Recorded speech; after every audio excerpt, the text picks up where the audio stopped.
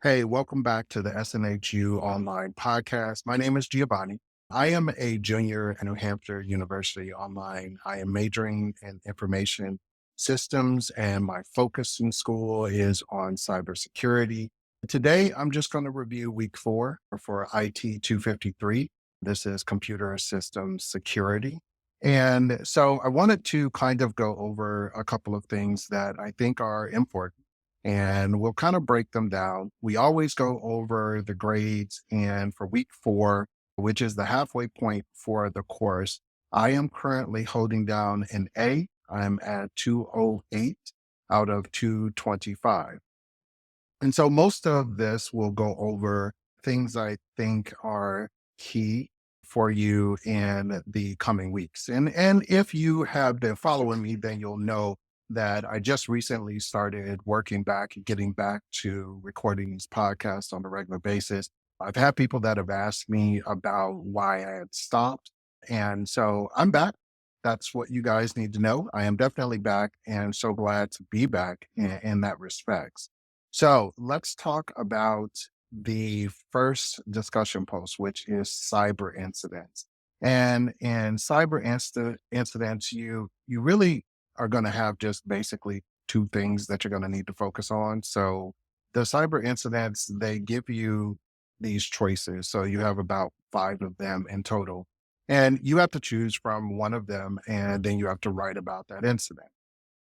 When you get ready to respond, you're going to pick what your peer did and kind of elaborate on it and then answer 2 additional questions. So for my discussion post, I did Solar Winds hack of 2020, right? So that was that was kind of where I went with mine. Again, I was kind of back with changing up the color of my post. And this one I added pictures and videos, things to help engage the reader again, as opposed to what I did before, which was just kind of posting just like everybody else. They're kind of boring to read, and especially for a professor that has to go through and read and respond to, 12 or 13 students. This gives him something visually to take a look at.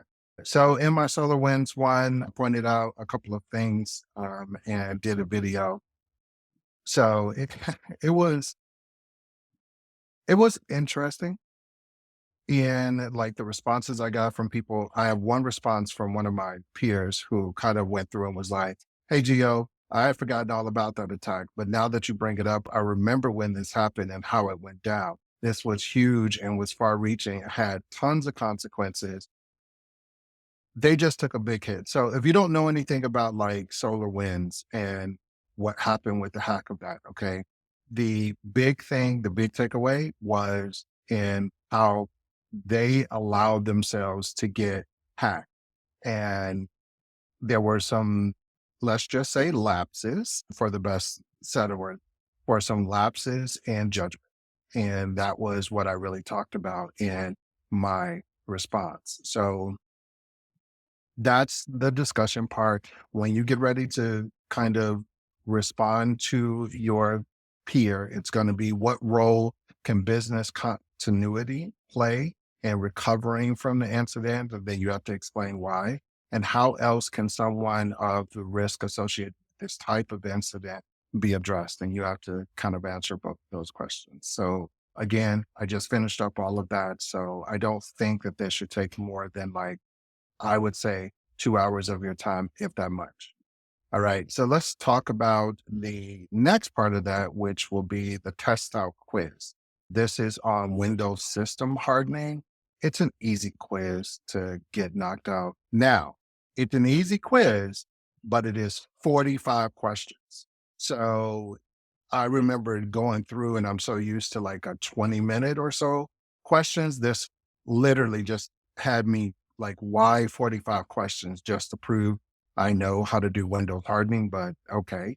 So that's really about it. You don't have anything else in 4. Module 4 is really just broken down into you going through the resources that he gives you in the course. Then you're going to go through your discussion. Then you're going to go through your test out for system hardening, and that's it. So in preparation for week 5, Week 5, we'll have a couple of things. You have a discussion post and you also have a project one that's due. So there's quite a bit of stuff that's happening in week 5, but that's just the rundown of week 4. I do appreciate you spending the time and just kind of listening to me. I know that this can be boring for some people, but if you are interested in the class and you're trying to figure out if SNHU is a school for you, maybe one of these videos or one of these podcasts might be something that interests you. So I appreciate you taking the time to listen to the podcast. I'm grateful for your company.